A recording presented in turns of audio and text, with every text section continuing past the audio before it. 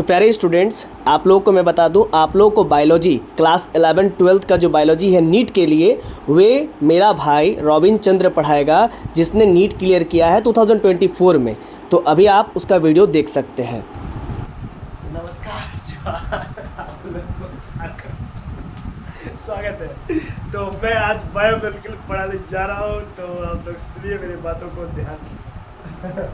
ये है बायोमोलिक्यूल। तो हम लोग बायोमोलिक्यूल का स्टडी ऑफ, इसमें हम लोग बायोमोलिक्यूल क्या पढ़ने जा रहे हैं, ये क्लास 11 का टॉपिक है। नीट के लिए है जो जरूरत होता है, प्लस बोर्ड के लिए भी जरूरत है, ठीक है। तो बायोमोलिक्यूल शब्द जो जान रहे हैं, बायो प्लस मॉलिक्यूल से निकला। बायो का मतलब ही होता है कि जीव, लिविंग के बारे में होता है, और मॉलिक्यूल्स मतलब जो अंदर में, मॉलिक्यूल्स इनसाइड ऑफ लिविंग बिग्स जो पाया था, उस मॉलिक्यूल के बारे में जहाँ पर हम लोग डिस्कस कर रहे हैं, चर्चा कर रहे हैं, उसके बारे में हम लोग पढ़ते हैं। इसी को बोलते हैं क्या, बायोमोलिक्यूल बोलते हैं, ठीक है ना। तो हम लोग एक एक चीज़ को पढ़ते हैं और आगे की तरफ बढ़ते हैं। तो study of various type of molecules found in the cell of living organism. जितने भी तरह के बॉडी में, हमारे शरीर में जितने तरह के लिविंग ऑर्गेनिज्म में जितने भी तरह के मॉलिक्यूल्स पाए जाते हैं, उसी को क्या बोलते हैं, बायोमोलिक्यूल्स, ठीक है। Cell contain two type of molecules, दो तरह के होते हैं। एक होता है माइक्रोमोलिक्यूल और दूसरा होता है मैक्रोमोलिक्यूल। सबसे पहले हम लोग माइक्रोमोलिक्यूल के बारे में जानते हैं। माइक्रोमोलिक्यूल क्या होता है, स्मॉलर इन साइज होता है और सॉल्युबल इन वाटर होता है, ठीक है। छोटे साइज में होंगे और सॉल्युबल होंगे वाटर में। और ये जो होते हैं एग्जाम्पल इसके जो देखिएगा, वो क्या क्या होते हैं, मोनोसैकेराइड होते हैं, डाइसैकेराइड होते हैं, एमिनो एसिड होते हैं। मतलब कि जो छोटे छोटे कण होते हैं, अब यही जब कण जब बड़े हो जाते हैं, मिल जाते हैं, तो पॉलीसैकेराइड या इसी का बोल देते हैं। दूसरा भाई का नाम क्या था, मैक्रोमोलिक्यूल। मतलब यही जब यही डाइसैकेराइड, मोनोसैकेराइड जब और भी कंबाइन कर दिया, फैट मॉलिक्यूल्स और कंबाइन कर जाते हैं, तो क्या बन जाते हैं, मैक्रोमोलिक्यूल्स बन जाते हैं, ठीक है। तो हम लोग चलिए मैक्रोमोलिक्यूल समझते हैं। मैक्रोमोलिक्यूल क्या होता है, लार्जर इन साइज होता है एंड इनसॉल्युबल इन, ठीक है। तो एग्जांपल इसके जानवे करते होंगे कि सैकेराइड, देखिए यहाँ पे मोनोसैकेराइड, डाइसैकेराइड, यही सब जब मिल जाते हैं ना, तो बन जाते हैं आपके पॉलीसैकेराइड। उसके बाद हम लोग देखेंगे प्रोटीन जो बनते हैं वही न्यूक्लिक एसिड के ही बने हुए थे। एमिनो एसिड के एक के बाद धारों के जैसा पिरो दीजिए, तो उसके बाद वो जो माला जैसा चीज बन जाएगा, उसी को क्या बोलते हैं, प्रोटीन बोलते हैं। मैंने एमिनो एसिड्स के मालों को प्रोटीन कहते हैं, ठीक है। तो उसी को मैक्रोमोलिक्यूल्स भी कहते हैं। मैंने मैक्रोमोलिक्यूल क्या होता है, सबसे पहला तो जानिएगा कि लार्जर इन साइज, बड़े साइज में होगी। दूसरा वाटर में सॉल्युबल नहीं होगी। ये पॉलीसैकेराइड हो गया, प्रोटीन हो गया, वही न्यूक्लिक एसिड हो गया। न्यूक्लिक एसिड का कंबाइंड न्यूक्लिक एसिड जो होता है, इसी से यही डीएनए का ही मूलभूत रूप होता है, ठीक है ना। तो आगे की तरफ चलते हैं। कार्बोहाइड्रेट पे हम लोग चर्चा करते हैं। सबसे पहला टॉपिक होगा हम लोग कार्बोहाइड्रेट, फिर हो सकता है प्रोटीन होगा, फिर फैट होगा, ठीक है। तो पहले कार्बोहाइड्रेट के बारे में हम लोग डिस्कस कर देते हैं, क्योंकि यही सब जो मॉलिक्यूल्स होते हैं वही हमारे शरीर में रहते हैं और लिविंग में इनको बना के रखते हैं। तो आगे की तरफ चलते हैं कार्बोहाइड्रेट में। तो कार्बोहाइड्रेट क्या होता है, दिस आर ऑर्गेनिक कंपाउंड, ठीक है ना, synthesis during the photosynthesis by green plant cells. बताता है कि ये जो चीज़ें होती है वो कहाँ पे सिंथेसिस होता है, green plant of the plant, green part of the plant में होता है, ठीक है ना। माने प्लांट के जो ग्रीन पार्ट होते हैं वहीं पर इसका सिंथेसिस होता है, स्टोरेज अलग जगह में होता है। और यही चीज़ को हम लोग क्या बोलते हैं, कार्बोहाइड्रेट बोलते हैं। कार्बोहाइड्रेट आपके शरीर में नहीं बनता, दूसरे के शरीर में बनता है, दूसरे के शरीर में, वो भी कौन, प्लांट के वजह से, ठीक है, ठीक है। तो carbohydrate are the polyhydroxy alcohol with aldehyde और कीटोनिक ग्रुप। बोलता है कार्बोहाइड्रेट जिसमें जो होता है, इसमें पॉलीहाइड्रोक्सी मैंने इसमें OH का मात्रा भी तो होता है, उसके साथ क्या होता है कि अल्डिहाइड और कीटोनिक ग्रुप होता है। तो चलिए हम लोग देखते हैं आगे की तरफ कार्बोहाइड्रेट के और आगे की तरफ। तो देखिए यहाँ पे जो दिखाई दे रही है ग्लूकोज का है मॉलिक्यूल, और ग्लूकोज में देखिएगा यहाँ पे जो ये वाला जो दिखाई दे रहा होगा आपको, ये जो चीज़ है वो क्या बोलते हैं, अल्डिहाइड बोलते हैं, ठीक है। और ये जो दूसरा चीज़ आपको दिखाई दे रहा है वो क्या है, आपका कीटोनिक ग्रुप है। ये जो दिखाई दे रहा है इसको क्या बोलते हैं, कीटोनिक ग्रुप बोलते हैं। तो ग्लूकोज में क्या कंटेंट करके रखा हुआ है, ग्लूकोज में कंटेंट करके रखा हुआ है अल्डिहाइड, और फ्रक्टोज में क्या कंटेंट करके रखा हुआ है, कीटोन। ओके, कीटोन का क्या मतलब हुआ, कीटोन का मतलब हो गया कि एक ग्रुप है, फंक्शनल ग्रुप है, वो लग गया तो उसका नाम कुछ अलग हो गया, ठीक है। कीटोन का थोड़ा सा स्ट्रक्चर बना के दिखाइए ना सर। कीटोन का जो स्ट्रक्चर होता है ना, वो ऐसा,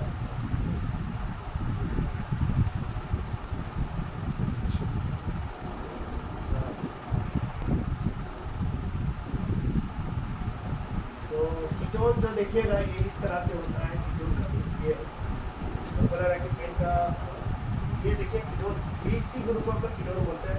यहाँ C डबल O बॉन्ड होगा जिसको कीटोन बोलेंगे।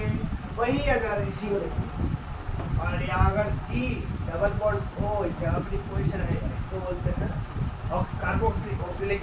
लेकिन अगर आपको रहे ऐसा C डबल बॉन्ड O, इसको बोलते हैं एल्डिहाइड। और अगर एल्डिहाइड ग्रुप रहे तो उसको हम लोग क्या बोलते हैं, ग्लूकोज। कार्बन किसी तरह का 6 कार्बन का होगा, और ऊपर में अगर एल्डिहाइड ग्रुप रहे तो उसको ग्लूकोज बोलेंगे, और वहीं पर ही रहे कीटोन तो उसको हम लोग क्या बोलेंगे, मानेंगे फ्रक्टोज। ठीक है, आगे की तरफ बढ़ते हैं। तो क्लासिफिकेशन ऑफ कार्बोहाइड्रेट, ठीक है, क्या है क्लासिफिकेशन ऑफ कार्बोहाइड्रेट। कार्बोहाइड्रेट को 3 भागों में बांटा गया, किस बेसिस पे बांटा गया वो भी जानना जरूरी है। ठीक है, तो सबसे पहले हम लोग बेसिस जानते हैं। तो वो बेसिस क्या, on the basis of hydrolysis of carbohydrates are classified into 3 groups: monosaccharide, oligosaccharide and polysaccharide। तो ऑन द बेसिस ऑफ किसके बेसिस पे, पानी में डाल के कार्बोहाइड्रेट को, जितने भी कार्बोहाइड्रेट के समान होते हैं ना, उसको पानी में डालिए और वो टूटने के आधार पे उसको हम लोग 3 भागों में बांटेंगे। ठीक है, कितने भागों, 3 भाग। ठीक है, तो आगे की तरफ चलते हैं। तो सबसे पहला होता है मोनोसैकराइड, दूसरा होता है ओलिगोसैकराइड और तीसरा क्या होता है, पॉलीसैकराइड। आइए मोनोसैकराइड के बारे में बात करते हैं। This are smallest unit of carbohydrate and can't be hydrolysis. बोलते हैं कि ऐसे कार्बोहाइड्रेट के छोटे छोटे भाग जिसको आप और छोटा नहीं कर सकते, वैसे पार्ट को, वैसे मॉलिक्यूल्स को आप लोग क्या बोलते हैं, मोनोसैकराइड करते हैं। मोनोसैकराइड का एक तो ये होता है, दूसरा आपको टेस्ट में आपको जो लगेगा वो स्वीट में टेस्ट लगेगा। टेस्ट कैसा, तो स्वीट, एकदम खाने में एकदम मीठा लगेगा। ठीक है, तो सॉल्युबल इन वाटर होता है, पानी में सॉल्युबल होता है, पानी में घुलता है। और तो सर हाइड्रोलिसिस का मतलब क्या हुआ? हाइड्रोलिसिस मैंने पानी में एकदम पूरी तरह से टूट जाता, मैंने अपना अपना कार्बन के छोटे छोटे पार्टों को तोड़ के, मैंने कार्बन मैंने जो ये बना हुआ पूरा मॉलिक्यूल देख रहे हैं वो टूट के बिखर जाता। तो मोनोसैकराइड टूट के बिखर जाता है? मोनोसैकराइड टूट के बिखरता नहीं, वो घुलता है। अच्छा, घुलना टूटने में अंतर होता है। घुलना मतलब किसी चीज़ में मिल जाना, ठीक है ना, पानी में मिल जाना, और टूटना मतलब उसको, उसका जो कार्बन का जो स्ट्रक्चर जो है बॉन्ड सब, वो टूट के अलग अलग हो जाता। तो इस तरह का चीज़ होता है, लेकिन ऐसा कुछ नहीं होता इसमें, सिर्फ पानी में सॉल्युबल होता है और टेस्ट में कैसा होता है, सूप, मीठा मीठा। आगे के रहते हैं all monosaccharide are reducing sugar. जितने भी मोनोसैकराइड होते हैं ना, वो क्या होते हैं, रिड्यूसिंग शुगर होते हैं, जो रिड्यूस कर देते हैं फेलिंग सॉल्यूशन को। फेलिंग सॉल्यूशन को रिड्यूस करने पर उसका कलर जो चेंज होता है, रेड कलर में होता है। इसके बाद क्या बताने के लिए आप लोग जब फेलिंग के बारे में पढ़ेंगे, फेलिंग सॉल्यूशन आपके 12th में है, तो आपको पता चलेगा कि कैसे करके होता है। फिर भी हम कुछ थोड़ा सा बता देते हैं कि कैसे करके क्या। तो मान लीजिए कि आपके पास ग्लूकोज है या मोनोसैकराइड, जितने भी मोनोसैकराइड होता है, एक मान लीजिए हम ग्लूकोज के लिए, ठीक है, और उसको अगर आप क्या कीजिए, क्या फेलिंग सॉल्यूशन, ठीक है ना, फेलिंग सॉल्यूशन में होता है कॉपर का ही पार्ट होता है, तो वो क्या कर देता है कि कॉपर का पार्ट होता है, क्यूप्रिक ऑक्साइड होता है, उसको चेंज कर देता है किसे, क्यूप्रस ऑक्साइड, ठीक है, और इसका कलर क्या होता था, रेड। और रेड कलर जैसे आ जाता है, पता चल जाता है कि भाई ये रिड्यूसिंग शुगर है। तो जितने भी मोनोसैकराइड होते हैं रिड्यूसिंग शुगर होते हैं। रिड्यूसिंग शुगर होंगे, उसका अगर हमको जांच करना है कि रिड्यूसिंग शुगर है, तो हम लोग क्या कर देते हैं, फेलिंग सॉल्यूशन को मिलाते हैं। और भी बहुत सारे सॉल्यूशन होता है, लेकिन हम लोग फेलिंग सॉल्यूशन मिलाते हैं, और वो फेलिंग सॉल्यूशन क्या कर देता है, उसको कंपाउंड को क्या कर देता है, रेड कलर का कर देता है। इससे पता प्रिसिपिटेट बना देता है। इससे पता चल जाता है कि यहाँ पर जो है ये मोनोसैकराइड्स है। ओके, तो प्रेसिपिटेट का मतलब क्या हो गया सर? अपक्षेप मतलब एक तरह का स्कम जमा होता है, ऊपर के नीचे में जमा। नीचे में, अच्छा, ठीक है। तो ये चीज़ होती है। आगे की तरफ बढ़ते हैं, तो बढ़ते हैं, देखिए हम लोगों ने यहाँ पे एग्जांपल से दिखाया भी, जैसे एल्डिहाइड ग्रुप है, CuSO4 है, उसको किस में बदल देता है, CuO, क्यूप्रस ऑक्साइड, ठीक है ना। थोड़ा सा पढ़ लेते हैं। All monosaccharides are reducing sugars, that is reduce the Fehling solution into red precipitate of cuprous oxide. Okay, ये देखिए उसी चीज़ को आप लोगों ने थोड़ा सा एक एग्जांपल देखिए कि यहाँ पे कोई ग्रुप है, एल्डिहाइड ग्रुप है, ठीक है, और यहाँ CuSO4 दिया गया, और ये जो क्या करते हैं, इसको कन्वर्ट करके CuO बना दिया। CuO जो होता है रेड कलर का होता है। इसी से पता चल जाता है कि भैया यहाँ पे क्या मोनोसैकराइड, ठीक है। आगे की तरफ देखते हैं जनरल। तो R का मतलब हो गया सर अल्काइल ना, ग्रुप्स, और CHO मतलब उसमें कोई भी एल्डिहाइड ग्रुप, मतलब हम लोग यहाँ पे दिखाना चाह रहे थे किसको, मोनोसैकराइड्स को दिखाना चाह रहे थे, और उसी के बारे में हम थोड़ा बताना चाहते हैं हिंट के तौर पे कि ऐसा होता है जिस समय रेड कलर का बन जाता है, ठीक है। आगे की तरफ चलते हैं जनरल फार्मूला। जनरल फार्मूला आपने देखिए किसका, कार्बोहाइड्रेट का, तो वो क्या होता है CnH2nOn, ठीक है। एन यहाँ पे क्या होता है इंटीजर है 1 2 3 4 5 6, ठीक है, कुछ भी लगा दीजिए, जीरो से शुरुआत कीजिएगा तो कुछ है ही नहीं है, ठीक है, इसलिए हम लोग 1 2 3 इंटीजर के ऊपर कुछ भी देंगे, ठीक है। आगे देखिएगा type, on the basis of carbon atom monosaccharides are of following type. देखिए भैया कि मोनोसैकराइड को भी हम लोग बहुत बार में 3 4 5 6 7 कार्बन तक में हम लोग बांटे, उसके टाइप में हम लोग बांटे। देखिए कार्बन के बेसिस, देखिए पहला ट्रायो जो 3 कार्बन का होता है, जैसे C3SO3 वहाँ पे 3 लगा दिए, ठीक है ना, 3, तो यहाँ पे CnH2n था ना, तो 3 यहाँ 6 होगा 3। तो देखिए यहाँ पे जैसे कि एग्जांपल ये ग्लिसरॉल्डिहाइड हो गया, डाइहाइड्रोक्सी एसीटोन, अब आपको पूछा नहीं जाएगा लेकिन हम बता रहे हैं थोड़ा सा ज़्यादा करके, ठीक है, बाद बाकी तो एनसीईआरटी है, ठीक है। फिर उसका देखिए टेट्रो 4 कार्बन का होता है C4H8O4, जिसका जैसे कि एथेरोज हो गया, थ्रियोज हो गया, और अराबिनोज हो गया, और एथियोरोज हो गया, एथिरोलोज है, एथिरोलोज है ना, ये होता है। इसको याद करने के लिए हम लोग ETC का भी यूज किए थे, ठीक है ना, बस ये याद कीजिए एथिरोज और थ्रियोज, ये दोनों भी याद होगा तो आपको बहुत काम होगा। आप पहले अब सब पूछा भी नहीं था, लेकिन एक थोड़ा सा बता सकते हैं, अच्छा लगे आप लोग समझने में, क्योंकि ये सब चीज़ें को बाद में ही पहले। पेंटोज 5 कार्बन का होता है C5H10O5, इसमें भी आप देख पाइएगा राइबोज, डीऑक्सीराइबोज, जाइलोज और राइबोलोज, ठीक है ना, और जाइलोज। इसको याद करने का तरीका था रैक्सा, ठीक है ना, RAX से जाइलोज हो गया, और क्या हो गया, जाइलोज को ही हम लोग एक्स लिख दिए थे और राइबोज लिखे थे, बस यही तो लोग याद करना था। अराबिनोज भी इसी में आ जाता है कभी कभी, लेकिन इसको ज़्यादातर हम लोग पढ़ते हैं, तो रैक्सल याद कर सकते हैं, कोई दिक्कत नहीं है, ठीक है। हम मैट्रिक का यूज करते रहते हैं तो करना भी चाहिए। हेक्सोज में क्या होता है C6H12O6, ये हमारे लिए बहुत जरूरी होता है, क्योंकि देखिए जैसे नाम पाया C6H12O से आपको फट से याद हो गया कि ग्लूकोज, मैंने मोनोसैकराइड में ग्लूकोज भी आता है। ग्लूकोज आ गया, फ्रक्टोज आ गया, एलोज आ गया, बेनोज आ गया, ग्लैक्टोज आ गया, टैगाटोज आ गया, ये सब जितने भी आ गए वो 6 कार्बन के होते हैं।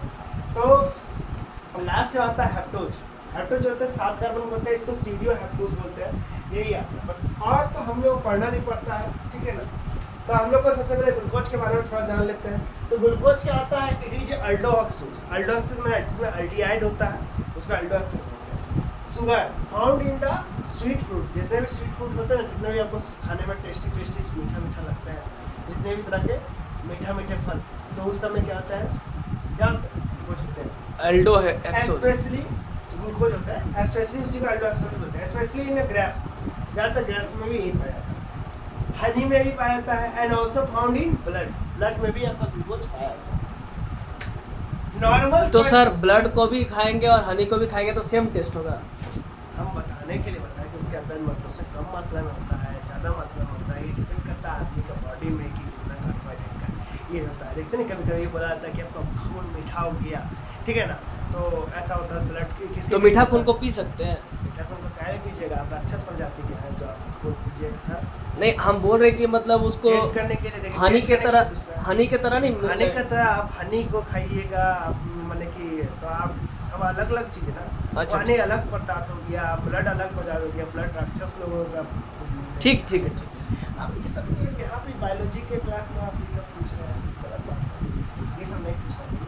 हाँ, ठीक है, आप पूछ लीजिए, बच्चा है तो बच्चा सवाल छोड़ दिया, आपको बता भी आपको ही आपका ही खून को ब्लड को लेके सबको सक करके खिला सकते हैं, तो ऐसा नहीं किया।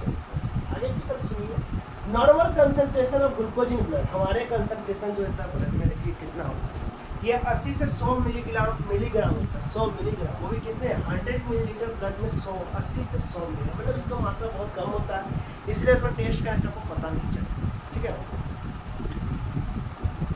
हाँ, आता है फ्रक्टोज का, फ्रक्टोज भी इसी तरह का प्रजाति है। तो इसमें क्या होता है, उसमें तो क्या था एल्डोहॉक्सोज था, इसमें क्या है, it is ketohexose, sugar found in sweet fruits except, मतलब जितने भी स्वीट फ्रूट होते हैं सब में पाया जाता है, ग्रेप्स को छोड़ के। ग्रेप्स में क्या पाया जाएगा, सिर्फ ग्लूकोज एंड हनी, किसको छोड़ के, एक्सेप्ट ग्रेप्स और हनी को छोड़ के बाकी जितने भी चीज़ें जो मीठे लगते हैं उस समय क्या पाए जाएंगे, क्या पाए जाएंगे, जल्दी बोलिए। फ्रक्टोज। तो ये फ्रक्टोज क्या होता है, ये भी क्या होता है, sweetest, it is sweetest of all natural sugar and it sweetening value is 173, इसका स्वीटनिंग वैल्यू 173 होता है, बहुत ज़्यादा है, मतलब कंसंट्रेशन जो होता है 173, मतलब इसका कंसंट्रेशन का पावर देखिएगा ग्लूकोज के मुकाबले में इसका ज़्यादा होता है, जिसके कारण से इसको क्या किया जाता है, फ्रक्टोज ज़्यादा मीठा होता है।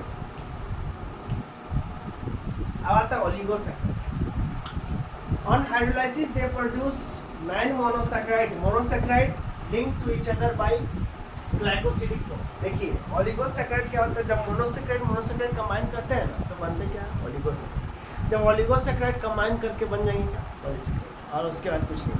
ठीक है, तो ओलिगोसैकराइड क्या होता है जब बनते हैं तो देखिए भैया बनने का तो प्रोसेस होता है कि दोनों के बीच में जब भी अगर कोई बनेगा जिसके बीच में जो होता है लिंकिंग होता है, उस लिंकिंग जो एक मोनोसैकराइड दूसरे मोनोसैकराइड से कंबाइन कर रहे हैं ना तो एक लिंक बना लेते हैं, जुड़ेंगे तो किसी चीज़ से जुड़ना होगा, तो वो जो जुड़ने वाला जो बॉन्ड होता है उसको क्या बोलते हैं ग्लाइकोसिडिक बॉन्डिंग. ठीक है, इसके बारे में दिखाएंगे कैसे ग्लाइकोसिडिक बॉन्डिंग बनता है, लेकिन पहले पढ़ लीजिए. तो on hydrolysis they produce 9 monosaccharide link to each other by glycosidic bond. बोलता है कि अगर इसको हाइड्रोलाइसिस कीजिएगा तो इसमें कम से कम 9 मोनोसैकराइड जब कंबाइन करते हैं ना तब जाके क्या बनता है ओलिगोसैकराइड बनता है. और ओलिगोसैकराइड जब ओलिगोसैकराइड को अगर तोड़िएगा तो तुम्हारे तोड़ने से पहले उसका जो लिंकिंग जो होता है उसको बताया जा रहा है क्या ग्लाइकोसिडिक बॉन्डिंग. इसके बारे में बताया गया. On the basis of number of monosaccharide oligosaccharide of following. ठीक है, एक होता है डाइसैकराइड नाम समझ में दो गो मोनोसैकराइड कंबाइन करेगा तो क्या रहेगा डाइसैकराइड. उसी तरह 3 को कंबाइन करेगा तो ट्राइसैकराइड, 4 को कंबाइन करेगा क्वाड्रासैकराइड. ठीक है, तो डाइसैकराइड क्या होता है 2 मोनोसैकराइड्स लाइक सुक्रोज किसका मिलकर बनता है आपको पता ही होगा. ग्लूकोज और फ्रक्टोज को मिलकर बनाता है. माल्टोज भी होता है, लैक्टोज भी होता है, एक्सेट्रा. ये सब जो होता है डाइसैकराइड में आता है. उसका ट्राइसैकराइड में आता है 3 मोनोसैकराइड से मिलकर बनता है, जैसे कि रैफिनोज. ठीक है ना, ये रफिन लिखे थे कुछ बना देते याद करने के लिए. अब टेट्रासैकराइड में आता है 4 मोनोसैकराइड जब कंबाइन करते हैं तो बनता है. उसका एग्जांपल तक है स्टेक्यूस. ठीक है, और पेंटासैकराइड्स जो होता है 5 मोनोसैकराइड कंबाइन करके बनता है, उसको वर्गोस. ठीक है, तो ये सब चीज़ था. अब डाइसैकराइड के बारे में पढ़ते हैं. इट कंसिस्ट ऑफ 2 मोनोसैकराइड, पहले भी बता चुके हैं, which are linked to each other by glycosidic bond. Glycosidic. देखो ये जो होता है सबसे पहले तो ये छोटा सा नन्हा सा मुन्ना सा बच्चा है ग्लूकोज. तो आप ग्लूकोज को या फ्रक्टोज को जब भी पानी में डालते हैं तो क्या होता है उसको पीने के लिए ग्लूकोज डी भी पीते तो पीने के लिए पीते हैं, तो यही करना ही होता है. तो उसको पीते हैं तो कैसा होता है स्वीट में रखता है ना, पानी में घुल जाता है कि नहीं, तो क्या होता है इसी तरह से इसको याद है कि सॉल्युबल इन वाटर होता है, स्वीट इंटेंस होता है ना. आगे की तरफ चलते हैं. ऑल आर देखिए भाई जितना भी मोनोसैकराइड था और डाइसैकराइड वो सब क्या होता है रिड्यूसिंग शुगर होता है. रिड्यूसिंग शुगर हम पहले ही बता दिए जो कि फेलिक सॉल्यूशन को क्या करते हैं प्रेसिपिटेट बनाते हैं, ये रेड कलर का बना क्यूप्रस ऑक्साइड ना. तो all are reducing sugar except बोलता है जितने भी soluble in water sweet in taste, all are जितने भी तरह के आपको दिखाई दे रहे हैं सब क्या होता है रिड्यूसिंग शुगर होता है, लेकिन एक्सेप्ट सुक्रोज हो गया एंड ट्री हेलोज. ये सब जो होता है non reducing sugar. Non reducing sugar मतलब वो रिड्यूस नहीं कर पाते हैं किसको फेलिक सॉल्यूशन को. ओके, आगे की तरफ देखते हैं. एग्जांपल देखते हैं सुक्रोज, माल्टोज, लैक्टोज, आइसोमाल्टोज और ट्रेहालोज. ये सब कुछ एग्जांपल थे हमारे. ठीक है सर, किसके एग्जांपल थे? ये एग्जांपल थे आपके किसी चीज के, आपके थे डाइसैकराइड्स. और एक्सेप्शन हम बताए क्या नॉन रिड्यूसिंग शुगर के सुक्रोज और ट्रेहालोज. ठीक है, देखिए सुक्रोज को हम लोग जो होता है आम भाषा में हम लोग चीनी भी बोलता है, भोजन कैन शुगर भी बोलता है. ठीक है ना, गन्ना का जूस भी बोलते हैं. तो ऐसे ऐसे नाम है या टेबल शुगर के नाम से भी जानते हैं. ठीक है, it is found in sugar cane. कहाँ पाया था गन्ना में पाया था. ठीक है, hence called cane sugar. It consist of 2 monosaccharides like alpha D glucose and beta D glucose which are linked to each other by alpha 1 beta 2 glycosidic. इसे कवर सबसे पहले आपको तो थोड़ा सा समझना चाहिए.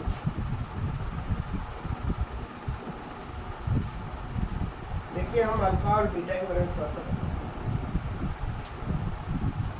कि अल्फा का मतलब क्या होता है. अगर OH इधर साइड में होगा इसको अल्फा बोलते हैं. OH अगर इसका अपोजिट साइड में होता है तो इसको हम लोग क्या बोलते हैं बीटा. तो ये सब नाम है. लेकिन अगर इस तरह के स्ट्रक्चर में देखा जाए जैसे कि हम लोग यहाँ देखेंगे इसको हावर्थ स्ट्रक्चर बोलते हैं. अगर इसमें देखा जाएगा तो ये अलग होता है. क्या हावर्थ? ठीक है, नाम है, नाम दिया गया. It consist of 2 monosaccharides linked each other by like a alpha D glucose and beta D fructose. Beta D fructose glucose और फ्रक्टोज के मिश्रण से जो बनता है उसी को क्या होता है सुक्रोज होता है। जैसे देखिएगा ये आपका ग्लूकोज है 1 2 3 4 5 6 कार्बन का वहाँ पे CH2H ठीक है ना, और ये क्या आपका फ्रक्टोज, ये क्या होता है इधर नीचे वाला ये आपका बीटा डी फ्रक्टोज है। देखिए अल्फा डी का नीचे में क्या देखिए अल्फा डी में OH क्या है, OH राइट साइड में, देखिए OH जो आप देख पा रहे हैं वो किधर की तरफ, नीचे की तरफ, जो नीचे की तरफ होता है वो अल्फा होता है, ठीक है, याद करने के लिए ये अल्फा, और बीटा क्या होता है हमेशा ऊपर की तरफ, ठीक है, तो इसीलिए इसको बोलते हैं अल्फा। और कितने कार्बन से ले रहे हैं, अल्फा 1 से इसका जो जुड़ना हो, और नीचे वाला कितना से 2 पोजीशन से जुड़े 1 2, ठीक है ना, तो इसीलिए इसको अल्फा 1 बीटा 2, और दोनों के बीच में देखिए यहाँ से OH निकल रहा है और यहाँ से H, या ऊपर से H, ऊपर से OH नीचे से H। तो देखिए जब OH और H निकलेगा तो बॉन्ड जो बनेगा उससे जो हाइड्रोलिसिस हो गया पानी जो निकल गया, उसके बाद जो बॉन्ड बन रहा है उसी बॉन्ड को जो बोलते हैं ग्लाइकोसिडिक बॉन्ड, इसलिए इसका नाम क्या हुआ अल्फा 1 बीटा 2 ग्लाइकोसिडिक, ठीक है। अच्छा पानी में मिलने के बाद ये टूट जाता है? पानी निकाल देने से हाइड्रोलिसिस करा दी, पानी हटा दी, अच्छा तो वही बन गया क्या आपका सुक्रोज। वही पानी डाल देंगे तो ये दोनों टूट जाएगा, ग्लूकोज और फ्रक्टोज अच्छा, पानी में डाल देंगे तो ये टूट जाएगा। चीनी देखते ना घुल जाता है, टूट हाँ, जाएगा, फिर चीनी हाँ। बना पाइएगा, फिर इससे बनाने के फिर अलग लगेगा, फिर से उसको जोड़ना पड़ेगा, हाइड्रोलिसिस पानी निकाल वेपर कर देंगे, वेपराइज कर तब वो गल के फिर से जो तो यही चीज़ है। अच्छा चीनी को हम लोग हाई टेम्परेचर देके गला भी देंगे तो भी तो ये मतलब कि टूट जाएगा? नहीं तब कहाँ टूटेगा, नहीं तो टूटेगा। वही रहेगा। नहीं मतलब जैसे कि पानी मिलाने के बाद ये अल्फा डी ग्लूकोज और बीटा डी फ्रुक्टोज में टूट गया, तो हम इसको हीट कर देंगे तो भी तो ये टूट जाएगा? नहीं टूटेगा, गल जाएगा, नहीं टूटेगा। गल जाएगा। अच्छा